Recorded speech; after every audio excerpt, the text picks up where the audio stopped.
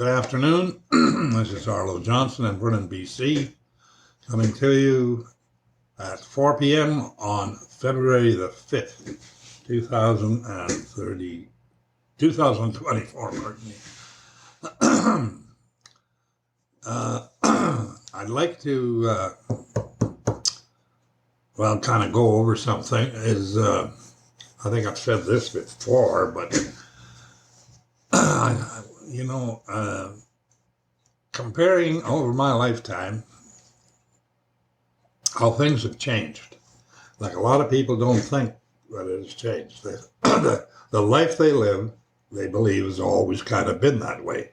Whether you're 18, 28, 58, doesn't matter. But after, I've lived since 1934 to 2024, on 10 years short of a century. Well, that's quite a while. Things do change. And believe me, there's been no change for the better in mechanical and, material goods and stuff like that. That has changed. That has improved, new, whatever, blah, blah, blah. I mean, great strides in that. But the family has deteriorated from what it used to be. And there's no fear of God by anybody, very few, less all the time. And the whole idea that there is a judgment coming for the people on this planet just goes that way. Right now, if you're watching the news and on the internet and all that, you do have to separate out the BS and whatever is actually happening. In those cases, it's a little bit of both, and you have to sift it out. And if something, perseveres pretty along the same old line of doing this, doing that, they're doing this, they're doing that here, and they're doing it over here too, blah, blah, blah. Well, that means there's a drift towards something different, either up or down. And in most cases, it's going down. Cities are going down. People are starting to run cities with a total disregard for what used to be, family-friendly cities and stuff like that. Not anymore. No, it's getting, there's more devious and deadly things going on in big cities, mostly in big cities, than ever before. And, I've just shaken my head a lot of times and say, how can this keep getting like this? How can this, what is this? Can't get any worse than this, can it? And I've come to the conclusion, yes, it can. And it will.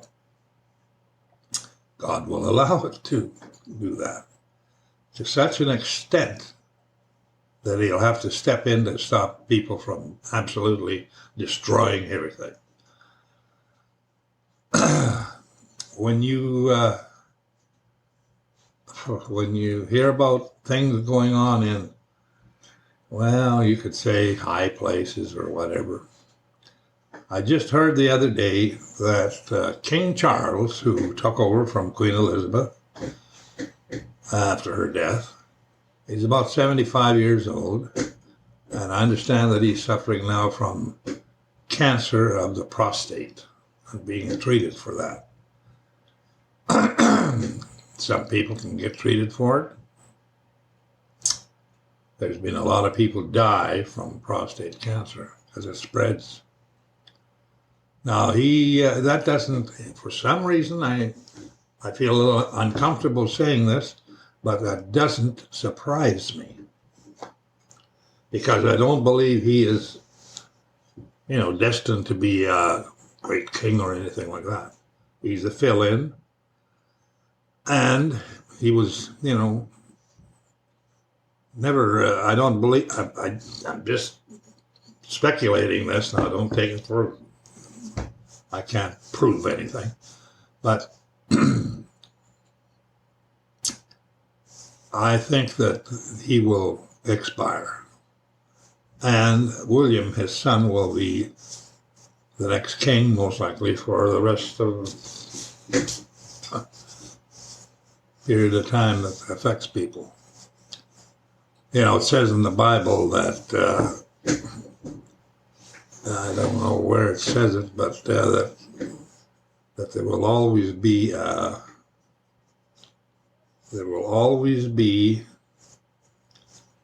a descendant of I don't know, King David, or how it works, on the throne. And the only throne they kind of can talk about that way is the English throne. The English throne is supposed to be going all the way back to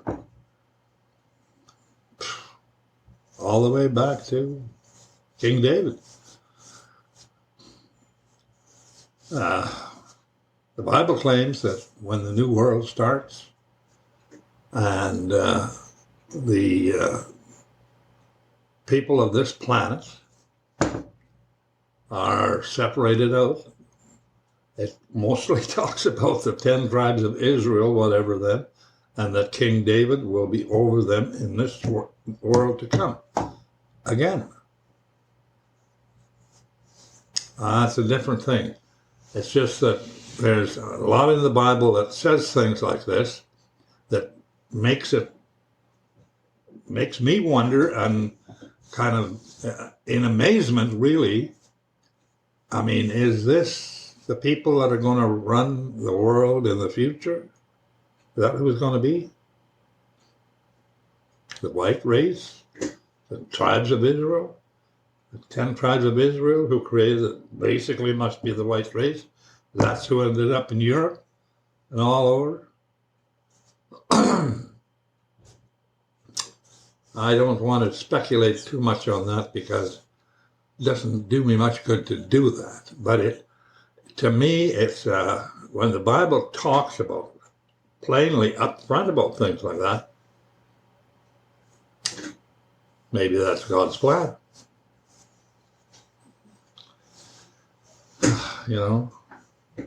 When Jesus was born and they grew up in Israel, he said that he was born and he was here to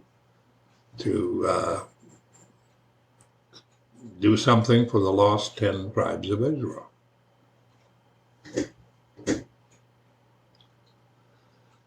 Anyway, putting that aside, I was listening to an interview on, I don't know what news network it was, but they were discussing the politics of the United States and how dire it is. That they were discussing the fact that the Democratic Party, or the left, or whatever you want to call them, has said they will not tolerate Donald Trump from being the next president of the United States. And he was pointing out that they've tried every means of discrediting him, in the public, through courts and this and that. They've got him, I don't know how many different charges against him now, and he's fighting them all. And he says, if that doesn't work, he said, I believe, he said, they will murder him. And then he says, just to make it look even, they'll murder the Democratic president too. Now, people will hear something like that and go saying, psh. But I'll tell you, people do not realize the depths of evil I don't know what else to call it. It's just devilish stuff. And that it has grown to that point where some of them claim they want to destroy the population of the earth down to 500 million from 8 billion. All kinds of things. And the people that are doing this, you know, it's not that I can't believe that. I do believe it because how evil people can be. Most people think they're living in just a nice little cow pasture someplace where everything is just calm and nice. And, you know, you get up and you go to bed, and you get up and go to bed, and that's it, blah, blah, blah. No, it's not. It's like a cauldron of stuff, evil stuff. Now, I would say that I'm not predicting this or anything else, but should something like that happen, that would be one of the saddest things I think I would ever have to live through with everyone else. That we are at that point, which means that this age is counted, and it could start just about any time, and you know exactly what will happen. Once it starts, you know when the end of this age is. It's 7 years absolutely later. Not until then. And there's things that still have to happen for it to start, according to the Bible, anyway. But, I mean, we're living in an age right now where maybe it's not possible to have a governing system that is anywhere near fair or honest. And the problem is the gullibility of the public. When I look at people and I listen to people and I watch them, and I cannot believe that they are so naive. They don't have a clue. They honestly don't. They talk like they think they have, but they really don't. They can be swayed so easy that it isn't even funny. They can be lied to on Tuesday, be mad about it on Wednesday, and believe it again on Friday. Now, the population of this world is going down. Countries are going down. Imagine Canada is basically I think you have to have a 2.1 children per family, woman, whatever, to keep the population even and I guess growing a little bit. If you don't, you go the other way, you're going down. And I'm sure we're below that. And the United States is below that. Japan is like 1.2 instead of 2.1.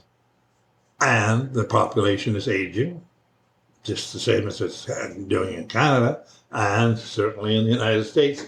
I mean, big strides in England, London, England. Different. That's just... that's why all these things that have contributed to that have caused it. They finally caused it.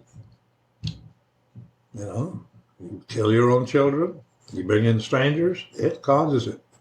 That's it. You've lost your country, you lost your culture, whatever. And it's your fault. Nobody's done it except... Now, they only do it because they believe something. Where that belief comes from, well, that's what the person has to decide. Because God does not promote that. So who does promote that? Who is the influencer that does that? God plainly said that Satan is the influencer. He can't really force you to do anything, but he can influence you to such an extent that you do it. And I think that's scary. But our lifespan is only so long. I don't know how it is. Mine has been lasting pretty good. But to me, it's we know that we are not going to live forever. We know that we are actually going to die. And we all know that. Some of us would never think about it that much, but it's a fact. We don't know when. We know we're going to die, but we don't know when. Not exactly. And I suppose that's done for a reason. I guess if we knew when we were going to die, things would be a lot different. Yeah.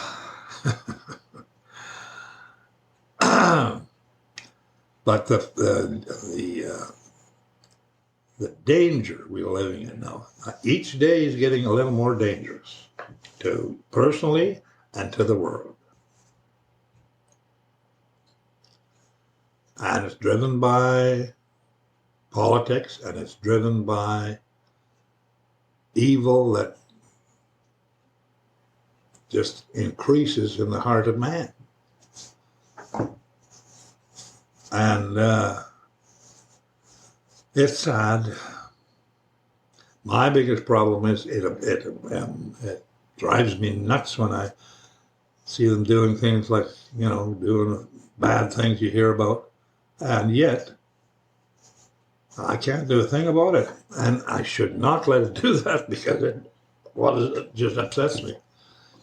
The girl that works at the office out at where I go, Desert Cove Estate, said her son has moved home. He's 28 years old. He was living with a girl. Her father gave her enough money to make a down payment on a condo or a townhouse or something. And she's going to give him a certain amount of money, and he's going to move out because they're not going to live together anymore. So he can't hardly afford rent. And he's working, and he's got a fairly decent job, in a way, yeah. Not just a shovel job. He's got a fairly good job. And but he's going to have to live at home again. And I told her, I said, that this really makes me mad. I hate that. That a young man like that has no chance. Right now, this generation just doesn't have a chance. They can't buy a house. They can't start a family. They can't do that because they can't afford it. There's no way. And in a way, I'm thinking to myself, and I said to her, in a way, he might be lucky, and if times change better, he may be lucky that he hasn't bought a $700,000-800,000 house and a $700,000 mortgage. Because, how is he going to pay for it? And if my guess is any good, I'm guessing that this will carry on yet for a while. It will still inflate and whatever, still have inflation, and things will go up. But like anything else, things will come to an end. And there will be an adjustment. Because there's going to be an adjustment of some kind.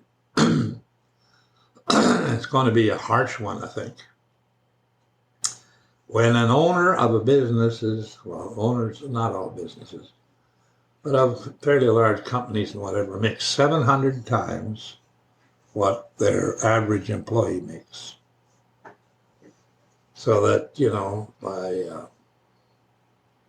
3rd of January, they made more money than the employee makes all year. That's not right. If left to its own left to its own events, it's going to balance out. It's going to happen because something's going to give, and it'll have to level out. So I would say to somebody that your only safety, to tell the truth, there is no other safety around, is to believe what Jesus Christ and God has said. Don't believe anybody else. I don't believe anyone else anymore. I can't, because they're being deceived. That's what, if you remember, or if you've never heard it before, I'll tell you right now, that's the last thing that Jesus Christ said when he rose from this planet and was leaving. He said to his disciples and those that were watching him, he says, do not be deceived. Now that's pretty strong warning. He said, well, deceived about what? Do not be deceived. In other words, what I've told you is the truth. Don't believe something else. And that, I think, is the best advice anyone living in this time now can have. That's if they take it. And there's a good chance that most aren't going to take it. Trouble is, they don't realize they have no future. If you don't do that, there is no future for you. None. And that's, you live whatever you live now is the best you're going to get. You better realize that. Yeah. Anyway, it's enough of that. It's time to go for supper. So I would say thank you very much for listening. And I would like to ask God to bless you all, every single one of you. Thank you.